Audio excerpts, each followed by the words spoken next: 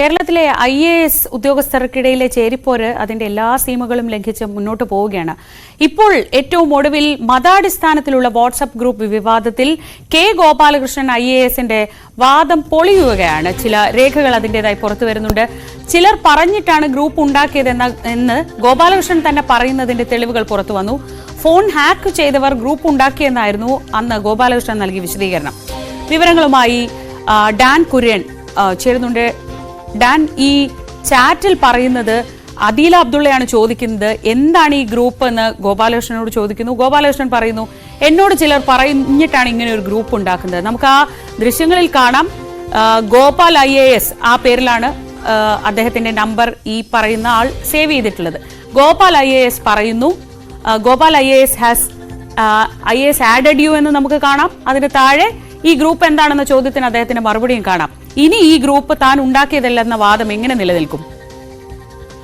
ശ്രീജ, ഒരുപക്ഷെ ഇതുമായി ബന്ധപ്പെട്ട് ഉയർന്ന വിവാദങ്ങളിൽ ഏറ്റവും നിർണായകമായി മാറാൻ പോകുന്നത് ഇപ്പോൾ നമ്മൾ പുറത്തുവിടുന്ന ഈ സ്ക്രീൻഷോട്ട് തന്നെയായിരിക്കും.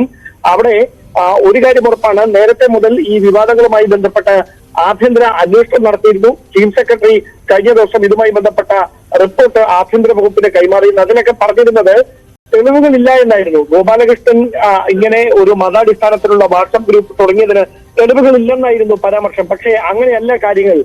ബോധപൂർവമായ അറിവോടെ ഗോപാലകൃഷ്ണൻ തന്നെയാണ് ഇങ്ങനെ ഒരു ഗ്രൂപ്പ് തുടങ്ങിയത് എന്ന് വ്യക്തമാക്കുന്ന കൃത്യമായ ഡിജിറ്റൽ തെളിവുകളാണ് ഇപ്പോൾ പുറത്തു വന്നിരിക്കുന്നത്. തന്റെ ഫോൺ മറ്റാരോ ഹാക്ക് ചെയ്താണ് ഇങ്ങനെയൊരു ഗ്രൂപ്പ് തുടങ്ങിയതെന്ന വാദമായിരുന്നു അദ്ദേഹം മുമ്പോട്ട് വെച്ചിരുന്നത്. നേരത്തെ അദ്ദേഹത്തോട് ഈ കാര്യങ്ങൾ അന്വേഷണ വിധേയമായി ചോദിച്ചറിഞ്ഞവരോടും ഇതേ നിലപാട് തന്നെയാണ് അദ്ദേഹം ആവർത്തിച്ചത്. പക്ഷേ അങ്ങനെയല്ല, വളരെ ബോധപൂർവമായി മറ്റാരുടെയോ നിർദ്ദേശത്തിന്റെ അടിസ്ഥാനത്തിലാണ് ഇങ്ങനെ ഒരു ഗ്രൂപ്പ്, അതായത് സിവിൽ സർവീസിനെ മുസ്ലിം ഉദ്യോഗസ്ഥരെ ഒരുമിച്ച് ചേർത്തുകൊണ്ട് ഒരു വാട്സ്ആപ്പ് ഗ്രൂപ്പ് തുടങ്ങിയത് ആരുടെയോ നിർദ്ദേശത്തിന്റെ അടിസ്ഥാനത്തിലാണെന്ന് അദ്ദേഹം തന്നെ പരാമർശിക്കുന്ന അദ്ദേഹത്തിന്റെ തന്നെ പേരിൽ അദ്ദേഹം തന്നെ ടൈപ്പ് ചെയ്തിട്ടിരിക്കുന്ന സന്ദേശം ഉൾക്കൊള്ളുന്ന സ്ക്രീൻഷോട്ടാണ് നമുക്കിപ്പോൾ ലഭ്യമായിരിക്കുന്നത്. അതുകൊണ്ട് ഇതുകൂടി പുറത്തു വന്നിരിക്കുന്ന ഒരു പശ്ചാത്തലത്തിൽ ഗോപാലകൃഷ്ണനെതിരെ എങ്ങനെ നടപടിയെടുക്കാതെ മുമ്പോട്ട് പോകാൻ കഴിയും? പക്ഷേ ഞാൻ എന്റെ സംശയം, ഇത് സ്വാഭാവികമായും ഇത് സഹിതമാണ് അദീല അബ്ദുള്ള ആദ്യം പരാതി നൽകുന്നത്.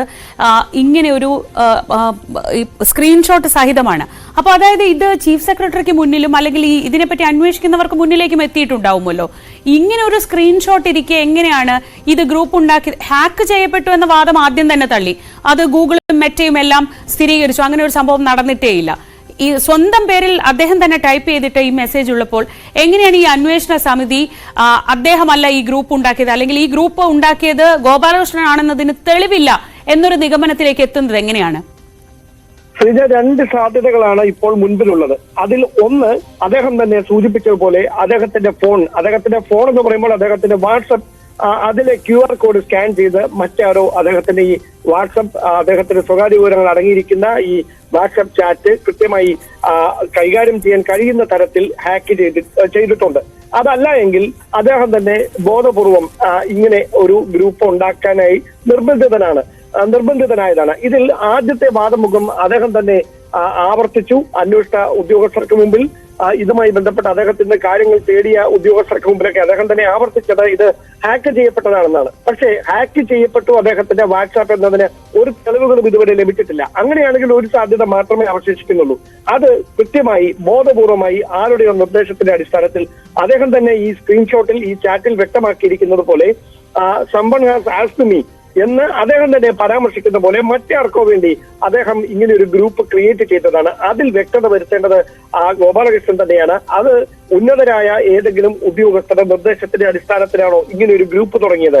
അവരെ കൂടി സംരക്ഷിക്കുന്നതിന് വേണ്ടിയിട്ടാണോ ഗോപാലകൃഷ്ണനെതിരായ മറ്റ് നടപടികളിലേക്കൊന്നും കടക്കാതെ ഈ ഒരു അടഞ്ഞ അധ്യായമായി മാറ്റുന്നതിന് വേണ്ടിയിട്ടൊരു നീക്കം നടക്കുന്നത്?